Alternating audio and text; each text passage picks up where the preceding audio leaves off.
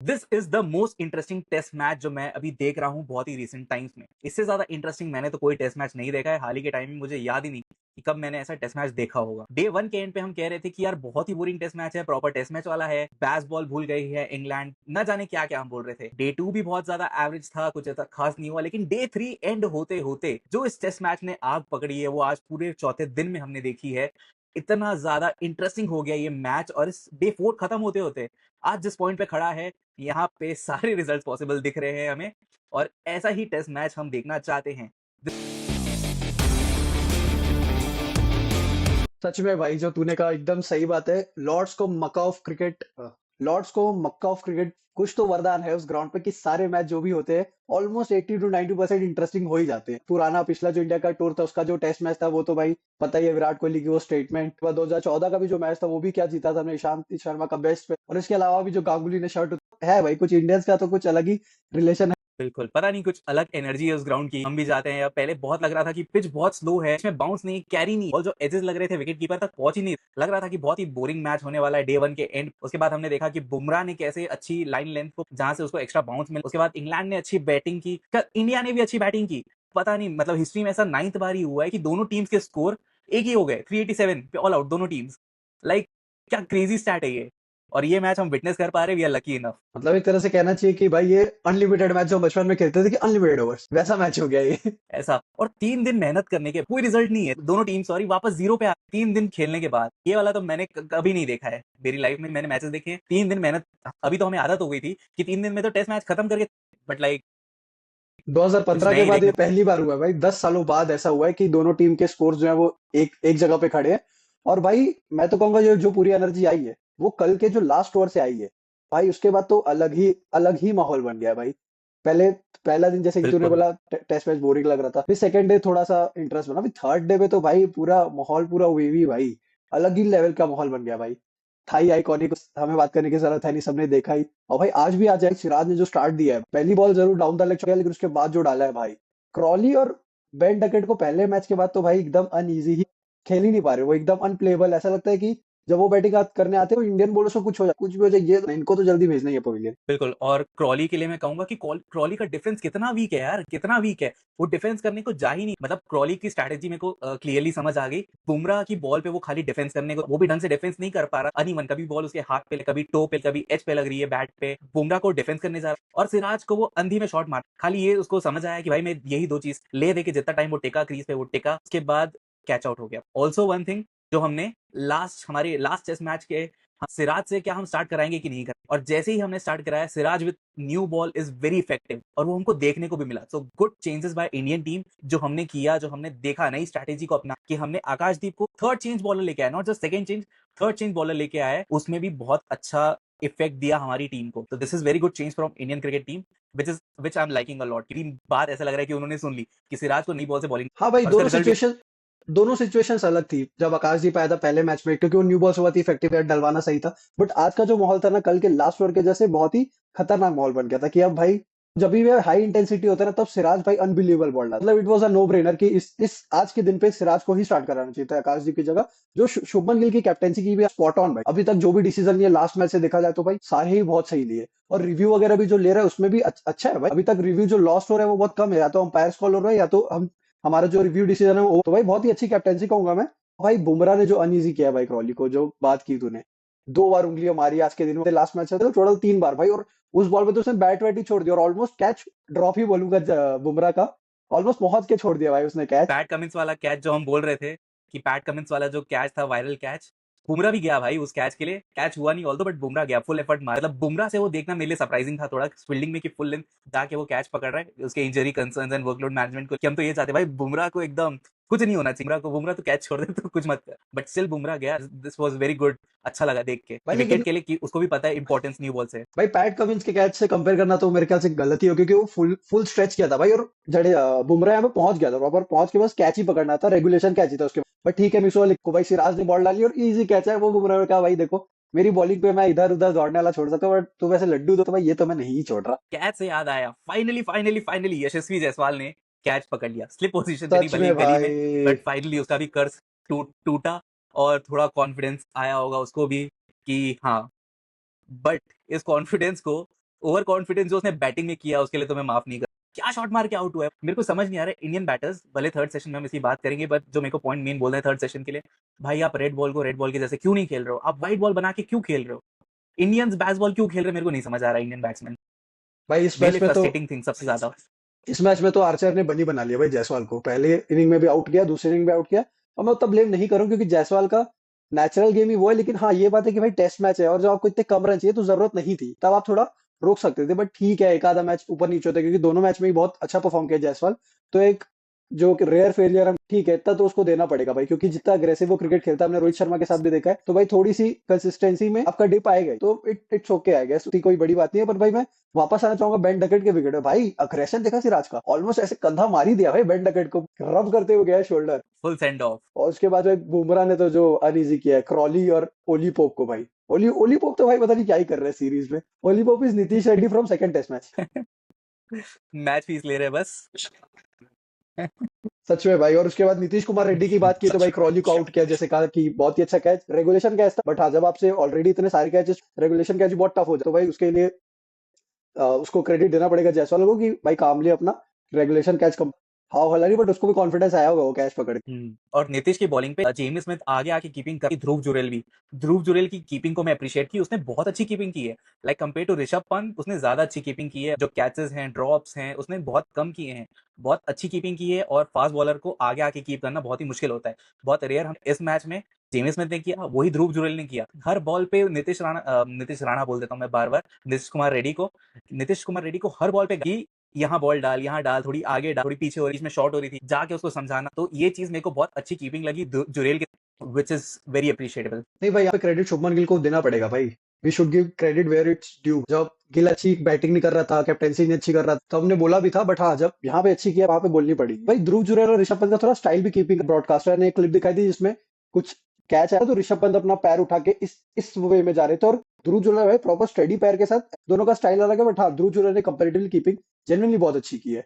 और भाई उसके बाद है हैरी ब्रूक को जो आकाशदीप ने आउट किया है। पहले हालांकि हैरी ब्रूक ने उसको 2 चौके मार दिए स्कूप करते हुए, फिर एक छक्का भी आगे बढ़ के मार दिया, उसको भी एक चौका मार दिया। लेकिन भाई आकाशदीप बोला नहीं, तेरे को तो आउट करके रहूं। और भाई वो पता नहीं अजीब सा स्वीप टाइप का कोई शॉट मारने का कोशिश कर रहा था, स्कूप और स्वीप के कुछ बीच का शॉट, और भाई मारा डंडे पे। वही वही लगा कि इंग्लैंड का चौथे डे पे इंग्लैंड का बेसबॉल वापस आ गया है। खाली फर्स्ट इनिंग के लिए था कि हम प्रॉपर टेस्ट मैच खेल, बट सेकंड इनिंग में वापस से उनका आ गया। और इसको तो ओडीआई जैसे आ रहे हैं, शॉट मार रहे हैं, लग नहीं रहा है, फिर भी ट्राई करेंगे, हम उल्टे सीधे शॉट मारेंगे, ऐसा एक आधी चौके आए, बट स्टिल आकाशदीप का विकेट लेना इज वेरी इंपॉर्टेंट। भले उसको थर्ड चेंज में बॉलिंग मिली, बट टीम को इससे काफी ज्यादा सपोर्ट मिलता है। वी एज फैंस हमको देख के काफी अच्छा लगता है कि उसको जो उसकी नेचुरल पोजीशन है उसमें ना आके भी उसको जब चेंज कराई गई बॉलिंग, जब वो आया तब उसने कंट्रीब्यूट किया टीम के लिए, विच इज वेरी हेल्पफुल। और इससे हमारे ऑप्शंस बहुत ज्यादा बढ़ जाते हैं कि एज बॉलर्स हम उसको अलग सिचुएशन में भी ट्राई कर सकते हैं और वहां भी वो हमको कंट्रीब्यूट करके देगा, तो हम थोड़े से श्योर हो जाते हैं। ऐसा नहीं लगता कि भाई तो स्टार्टिंग में ही बॉलिंग करेगा तो ही विकेट लेगा, नहीं तो नहीं ले। तो ये चीज अच्छी हुई। और भाई सिर्फ विकेट नहीं भाई, डंडा उगाड़ दिया भाई, वो मिडिल विकेट। मतलब 2-3 चीजें रहती है जब फास्ट बॉलर को बहुत मजा आता है। एक तो अगर बॉल प्रॉपर स्विंग होकर टॉप ऑफ जाए तो सिर्फ बेल्स निकले, या तो भाई डंडा। It's a delight for a fast bowler भाई। कॉन्फिडेंस तो बहुत ही ऊपर गया होगा। रन रेट इसमें, हाँ ये बात तो इस फर्स्ट सेशन में रन रेट अच्छा मेंटेन किया था भाई। बेसबॉल वाली चीज मेंटेन की, 4 का रन रेट। बट ये अच्छी बात ये है कि इंडिया ने विकेट भी, जितने का रन रेट उतने का विकेट। अगर तो 5 से खेलते तो 5 विकेट भी हम ले लेते।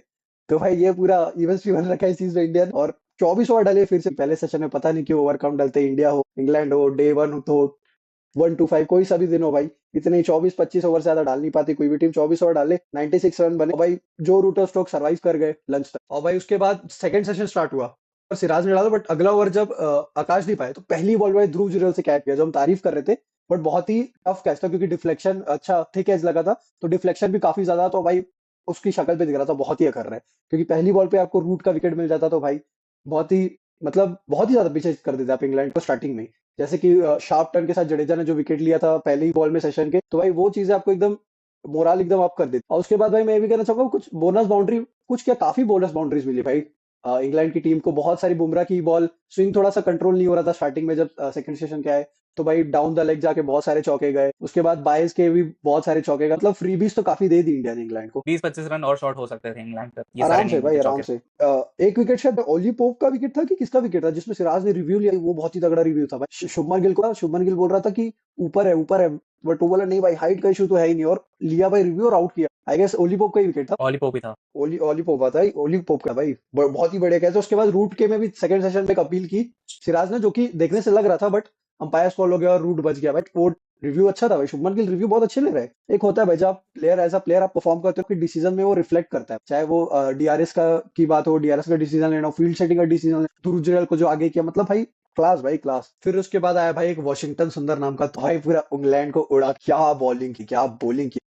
जो रूट का आउट किया, स्वीप मारने जा रहा था, डाउन द लेग डाल, और मिडिल स्टंप भी उसको आउट किया। उसके बाद जेमी स्मिथ को आउट किया, टर्न के लिए खेला बट बॉल सीधी रह गई और ऑफ स्टंप पे, मतलब वॉशिंगटन सुंदर का दिन था। बेन स्टोक्स को भी सिमिलर तरीके से आउट किया। हाँ भाई, बेन स्टोक्स को आउट किया, बट सेशन एंड हो गया था, तो भाई स्टोक्स सर्वाइव कर गया था, ठीक था। हालांकि रन उसने उसने बनाई नहीं। मैं हम्म। स्कोर कार्ड देखूं तो बेन स्टोक्स ने कितने 33 रन ही बनाए, बड़ी बॉल बहुत खेली 96। बेसबॉल वाला अंदाज नहीं था बेन स्टोक्स का आज। हम्म। और भाई रन रेट, सेकंड सेशन में रन रेट देखो भाई, टू सुबह तक तो पॉइंट नींद में भी बहुत लग रहा था बेन स्टोक्स।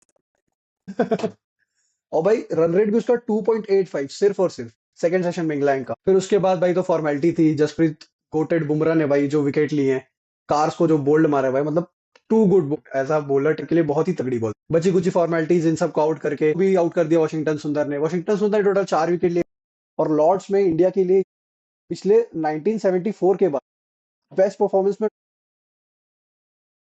स्पिनर से सबसे ज्यादा विकेट लिए, उसमें भाई बंदा आ गया, टॉप 4 में आ गया, टॉप 4 में। उस पे शायद बिशन सिंह बेदी जिन्होंने 5 विकेट लिए, तो 4 विकेट ही सबसे बेस्ट है। बहुत ही तगड़ी बोली। और क्रिस वोक्स को भी बहुत ही प्यारा, क्रिस वोक्स और कास को जो, ओहो, पीक बुमराह। अब आ जाती है इंडिया की बैटिंग भाई। 192 पे ऑल आउट कर इंग्लैंड को, और 193 का टारगेट सेट था। तब तेरे दिमाग में क्या चल रहा था? टारगेट। क्या क्या सीन है? मेरे हिसाब से तो बहुत ही ज्यादा अच्छी सिचुएशन में थी उस टाइम पे, जितनी उससे वे बेटर सिचुएशन उस टाइम पे। तो हमें लग रहा था कि भाई आज का दिन बिना विकेट निकल जाए, भले रन बने या ना बने, इट डजेंट मैटर। बट तेरे दिमाग में क्या चल रहा था एग्जैक्टली? यार टारगेट तो बहुत इजी लग रहा था, क्योंकि एक पूरा दिन हमारे पास था और ऑलमोस्ट पूरा सेशन, ऑलमोस्ट 4 सेशन थे, लेट्स से 3.5 सेशन हमारे पास हैं खेलने के लिए। और उसमें 193 रन बनाना इंडिया की इस बैटिंग लाइनअप के लिए is a very easy chance. उसमें एक की और इतना थर्ड सेशन में हमने देखा नहीं इतना ज्यादा बॉल का कुछ मूवमेंट होते हुए, और तो नई बॉल थी तो बॉल की थोड़ी बहुत मूवमेंट हुई भी, नेगोशिएट करके target is very easy for team India to chase. But जिस तरीके से हमने बैटिंग की, जो मैं स्टार्टिंग में बोल रहा था, we are trying to play it like a white ball cricket. It is not a white ball cricket, red ball game है, आप उसको रेड बॉल की तरह। अब मेरे को ये नहीं समझ आ रहा है, यशस्वी जायसवाल, चलो वो शॉट अग्रेसिव खेला है, वो उसने शॉट मार, बट फिर उसके बाद करुण नायर, उसके बाद गिल गिल भी लग रहा था थोड़ा ओवर कर रहा है, ओवर मारने जा। करुण नायर का तो मेरे को समझ नहीं आ रहा कि क्या कर रहा है, अच्छा लगाता है, बहुत प्यारी ड्राइव है, बट उसके बाद कैसे अनलकी है वो, सिचुएशन को समझ नहीं रहा, या अपने शॉट्स खेलने जा, पता नहीं क्या उसको गाइडेंस मिली हुई है टीम से, सपोर्ट स्टाफ से, कि तुम खेल लो ऐसा, कि तुम्हारे नंबर्स नहीं आएंगे तो we will back you. Run बनाने का इतनी भूख रहे हैं, या उसकी रन बनाने की। करुण नायर इज लाइक समझ से थोड़ा सा बाहर होते जा रहा है। We are rooting for him कि वो अच्छे रन बना। हर बार हम बोलते हैं कि अच्छी यार 50 तो बना, बट पता नहीं क्या हो जा रहा है। गिल का मेरे को लगा थोड़ा सा ओवर करने जा रहा है, थोड़ा एग्रेसिव खेलने, एक आधी शॉट, एक आधी बाउंड्री है, इतना ज्यादा फ्री नहीं लगा, शांत मन से वो खेल, वो मेरे को दिखा नहीं। बट केएल राहुल, उसको जितना आप अप्रिशिएट करो उतना कम है। केएल राहुल का एक चीज कि उसको पता है, उसको बहुत अच्छे से पता है कि उसका ऑफ स्टंप कहाँ है, और एज एन ओपनर आपके लिए बहुत इंपॉर्टेंट चीज हो जाती है। जब जब वो इतनी प्यारी बॉल्स को लीव कर रहा था, वो उसके लिए सबसे मेन चीज, हम डिफेंस, ड्राइव और लीव, 3 चीज में हम केएल राहुल को बांट सकते हैं। उसका डिफेंस एकदम सॉलिड, उसकी ड्राइव इतनी क्लासी, इतनी प्यारी, और उसके बाद उसकी लीविंग द बॉल की टेक्निक, उसको प्रॉपर पता है कि उसका ऑफ स्टंप कहाँ पे है, और वो बहुत क्लोज क्लोज बॉल्स भी छोड़ देता है, बिकॉज ही नोज बॉल को वॉच कर रहा है। वो प्रॉपर टेस्ट मैच ओपनर हमारे लिए इज ब्लेसिंग। अभी भी वो स्ट्राइक पे खड़ा है, he is giving it is all, and हमारी पूरी होप्स उससे टिकी हुई है कि लॉर्ड्स पे उसने पहले भी सेंचुरी बनाई है, इस मैच में भी सेंचुरी बनाई है, तो वो ऐसा ही खेले, वो नई बॉल को नेगोशिएट कर ले, उसके बाद आके हमारे जो बैट्समैन है वो आके इस टारगेट को, दिस इज भाई what I am hoping for. Lord's में तो केएल भाई कमाल, लास्ट लॉर्ड्स में राहुल क्लास अपार्ट भाई। लास्ट लास्ट जो सीरीज थी इंग्लैंड पे, उसमें भी उसने 100 मारा था लॉर्ड्स पे। इस मैच में भी 100 मारा, और इसमें भी भाई स्टेडी इनिंग्स। बट भाई फॉर्चून फेवर्स द ब्रेव भाई, मतलब दिखा है भाई बंदे में तगड़ा खेला है। और 5 रन पे तो क्रिस वोक्स ने कैच भी छोड़ दिया भाई। हालांकि फॉलो थ्रू में था क्रिस वोक्स, टफ होता है बॉलर के लिए, लेकिन बहुत ही इजी कैच था भाई, क्योंकि बहुत ही धीमा है, बट फिर भी एक तरह एक लड्डू छोड़। होपफुली हम प्रे करेंगे कि ये बहुत महंगा पड़े इंग्लैंड को, ऑलमोस्ट कॉस्ट अ मैच भाई फॉर देम। ये कैच नहीं, मैच छोड़ा उन्होंने, क्योंकि भाई 4 विकेट गिर गए, इंडिया उतनी अच्छी हो जाना चाहिए। पोजीशन में नहीं, क्योंकि जायसवाल का खराब शॉट के बाद करुण नायर भाई जब तक खेलता था तो लगता है क्या खेल रहा है, क्लास रहा है, चौके जो 2 मारे भाई उसने बहुत ही प्यारे लगे। बट फिर भाई एक एकदम खराब शॉट खेल के आउट, पिछले 6 इनिंग से हम यही देख रहे हैं भाई उसका, कि जब तक खेलता था तब तक बड़े खेलते हैं, लेकिन एक खराब शॉट भाई, और वो एक खराब शॉट 50 रन के पहले ही आ जाता है उसके। 40 उसका हाईएस्ट है, 50 भी तो मैं ज्यादा बोल दिया। तो भाई ये चीज पे कंसिस्टेंसी आपको दिखानी पड़ेगी भाई, 3 मैच से ज्यादा आपको जरूरी नहीं कि टीम खिलाए, हो सकता है अगले मैच आप कंसिडर किया जाए या ना किया जाए, क्योंकि 3 मैच बहुत होते हैं भाई, एटलीस्ट आप एक में 50 तो मारोगे भाई। इस इतना ज्यादा लॉन्ग रन देना चाहिए, बट स्टिल भाई आपको आपको खुद से भी परफॉर्मेंस दे। अगर कोई आपको 5 मैच दे रहा है तो इसका मतलब ये नहीं कि आप पहले 4 में फेल हो जाओ और फिर एक 100 मार के फिर रिवाइव कर लो, फिर ये कंटिन्यू कर, क्योंकि बहुत सारे प्लेयर्स के साथ, गिल के साथ भी कुछ टाइम तक तो हमने उसको बहुत क्रिटिसाइज किया, जो कि उस टाइम के साथ सही भी, बट भाई कुछ तो करना पड़ेगा करुण नायर को अपनी कंसिस्टेंसी की। भाई सबसे इंटरेस्टिंग बात हुई कि शुभन गिल आउट हुआ, आकाशदीप आए, और भाई कल जो इंग्लैंड ने किया था ओवर्स की, भाई हमें नहीं खेलना, ऐसा कुछ इंडिया ने भी करके दिखा दिया। और भाई दिख रहा था उनके चेहरे में फ्रस्ट्रेशन, और वो भी आके इंडिया की तरह करने की कोशिश कर रहे थे, ताली बजा रहे थे, बेन स्टोक्स, बेन डकेट आके मुंह पे ताली ताली बजा बजा रहे रहे हैं, थे। और भाई आकाशदीप भाई टेपिंग करा रहे हैं, सब्स्टिट्यूट टेपिंग करा रहे हैं। बहुत ही तगड़ा मूवमेंट था भाई। ये मैच में मैन ऑफ द मैच नहीं, ये मैच में ऑस्कर्स बटेंगे, आईफास बटेंगे इस मैच में कि कौन सबसे अच्छी एक्टिंग कर रहा है, आकाशदीप कर रहा है कि इंग्लैंड कर रही है। और भाई जो हम बेसबॉल की बात कर रहे हैं, संगाकारा ने तो बोल ही दिया भाई, ये कुछ रियल क्रिकेट विकेट नहीं, ये बस शो ऑफ है भाई, शो ऑफ कर रही है इंग्लैंड टीम, कुछ बेसबॉल जैसा कुछ है ही नहीं भाई। तो भाई ये भी चीज देखनी पड़ेगी, कल कल से क्या एक्सपेक्टेशन है। कल अपन को चाहिए अभी 58 फॉर 4 है, मतलब 135 रन और चाहिए इंडिया को, और 6 विकेट हाथ में। चौथे 4 विकेट में से 1 विकेट तो आकाशदीप का ही है, तो मतलब मेन 3 ही बैटर आउट हुए, तो क्या एक्सपेक्टेशन है, पंत आएगा केएल के। मतलब like Pant is doing very consistent, KL is doing very consistent runs, तो ये दोनों ही मैच निकाल लें, हो सकता है एक विकेट पंत लाइक अपना 60-70 रन के आसपास हो सकता है वो आउट हो जाए, या फिर आके वो सेंचुरी मार दे, भरोसा नहीं है पंत का। लाइक पंत ऐसी इनिंग्स खेल सकता है, but I am guessing Pant like 70 odd के आसपास रन मारेगा, केएल अपना नेशनल गेम खेलेगा, एंड दीज टू, और उसके बाद हो सकता है एक विकेट डाउन हो और India will easily win this match 135। Let's say second session में ये मैच खत्म हो जाना, अगर कोई ओवरकास्ट कंडीशंस नहीं आती है कल भी, जैसे आज सुबह हो रहा था कि थोड़ी सी ओवरकास्ट कंडीशंस हो, अगर वैसा नहीं होता है तो कोई दिक्कत नहीं होनी चाहिए इस टारगेट को अचीव करने के लिए हमारे लिए, एंड हमें जाना चाहिए थोड़े से पॉजिटिव इंटेंट के। ड्रॉ का तो सोचना भी नहीं चाहिए, चला लेंगे क्योंकि this is a very easy target. 135 like आप अभिषेक शर्मा को वो 10 ओवर में मार देगा, हमारे इंडिया के पास ऐसी बैटिंग है कि हम वो 10 ओवर में कर सकते हैं, तो इट्स लाइक कि हम जाएं उसके लिए चेस करने जाएं, पंत अपना नेशनल गेम खेले, केएल अपना नेशनल गेम खेले, उसके बाद भी जो हमारे पास बैट्समैन है, जडेजा बहुत अच्छा खेल रहा है, वॉशिंगटन सुंदर, तो ये 4 हमारे पास बहुत अच्छे बैट्समैन हैं इस टारगेट को पूरा। और इंग्लैंड के पास इतनी अच्छी बॉलिंग नहीं, ओवरकास्ट हो और हम गलत शॉट मारेंगे तभी हम ये मैच हारेंगे, नहीं तो we are easily winning this match. और भाई मैं तो एक चीज पे ध्यान आना चाहूंगा सबका, कि हमने देखा है कि स्टार्टिंग के ओवर्स में ही होता है जो, क्योंकि अभी भी इनिशियली जो 15 ओवर थे उसमें हमने 4 विकेट खो दिए, बट अब भाई बॉल ऑलमोस्ट 17.5 ओवर पुरानी हो, तो मैं तो कहूंगा भाई गिल और पंत को भाई पहले 10 ओवर बस संभाल लो, क्योंकि उसके बाद बॉल, मतलब इंग्लैंड वाले फिर वेट करते हैं, इंग्लैंड मतलब जो भी टीम बॉलिंग टीम रहती है वो वेट करती है कि भाई या तो न्यू बॉल आए या तो बैट्समैन कोई गलती करे, उसके अलावा विकेट लेना ऑलमोस्ट मुश्किल हो जाती है, क्योंकि ड्यूक्स बॉल की प्रॉब्लम है, ड्यूक्स के ओनर माने ना माने, बट भाई ड्यूक्स के साथ दिक्कत तो है भाई, उस बॉल के 20 ओवर के वो बॉल शेप चेंज करने लग जाती है, तो मेरे हिसाब से बस 10 ओवर इंडिया को स्टार्टिंग के संभाल लेने। बोल। लाइक मैं कह रहा था कि सेकेंड डे में सिर्फ इंटरेस्टिंग चीज ये हुई कि भाई 12-13 ओवर में बॉल खराब हो जा रही थी, बॉल आउट ऑफ शेप हो जा रही थी, हर बार आ रहे थे कि बॉल चेंज करने के लिए, हर थोड़े ओवर्स में 13 ओवर में बस बॉल का शेप ही खराब हो जाता, और हम अंपायर को बोल रहे थे बॉल चेंज करने के लिए। और एक और ये भी रूल है आईसीसी का कि अंपायर ही आपको बॉल आप जाके सेलेक्ट नहीं कर सकते, बॉलिंग टीम नहीं जा सकती इसमें, नई बॉल आप सेलेक्ट, जो बॉल चेंज हो रही है आउट ऑफ शेप के कारण वो नहीं कर सकते। लॉजिक मेरे को समझ नहीं आया, ये रूल भी थोड़ा सा चेंज होना चाहिए, आईसीसी को करना चाहिए, एंड बॉल्स के लिए भी यार मतलब we should do something, manufacturer change कुछ तो कर। मतलब मैं देख रहा हूँ 150 135 रन, और अब इंडिया के प्रॉपर 5 बैटर्स है भाई, केएल राहुल, ऋषभ पंत, नीतीश कुमार रेड्डी और जडेजा और वॉशिंगटन सुंदर। भाई जडेजा और वॉशिंगटन सुंदर भाई ऐसे मैचेस में रहते हैं भाई, बढ़िया हमने देखा है, जडेजा तो ऑलमोस्ट सारे मैचेस में ही बहुत ही तगड़ा परफॉर्म कर रहा है भाई, ऐसा with the bat with the ball. और स्टैट्स हमने देखे ही है, एक स्टैट्स था जिसमें उसने रविचंद्रन अश्विन से ज्यादा विकेट लिए हैं पिछले कुछ 2 साल में, और विराट कोहली से, विराट की एवरेज 32 की थी, जडेजा की एवरेज 36 की थी, और विकेट रविचंद्र अश्विन के 24 थे, इसके 25 थे। तो भाई मतलब इंडिया के नंबर 1 बैटर, सबसे बेस्ट बैटर जिसको मानते हैं, उससे ज्यादा रन बना रहा है, सबसे अच्छे बॉलर से ज्यादा विकेट ले रहा है, और क्या करेगा बंदा, प्रॉपर ऑलराउंडर परफॉर्मेंस। प्रॉपर और उसके stats almost comparable to Ben Stokes को जितना हम क्रेडिट देते उतना हम जडेजा को नहीं देते एज एन ऑलराउंडर। और भाई इन 5 जो बैट्समैन का मैंने नाम गिना, उसमें सबसे वीक लिंक अगर मैं देखूं तो नीतीश कुमार रेड्डी भाई, उसको भी अपना गेम ऊपर कर, ऐसे मैचेस रन का जो कंट्रीब्यूशन है वो बहुत इंपॉर्टेंट है, भले ये 135 रन लगे लास्ट डे पे, भाई ये 200 से कम नहीं लगेंगे with the pressure of 4 wickets. जब हम पहले बैटिंग करने जाए तभी भाई हमारे दिमाग में कि 4 विकेट ऑलरेडी गिर चुके हैं, 60 रन नहीं, तो ये चीज भी ध्यान में रखनी होगी, और अपना ए गेम हम्म, लेके आना पड़ेगा भाई टीम को, अगर ये मैच जीतना है तो। बिल्कुल।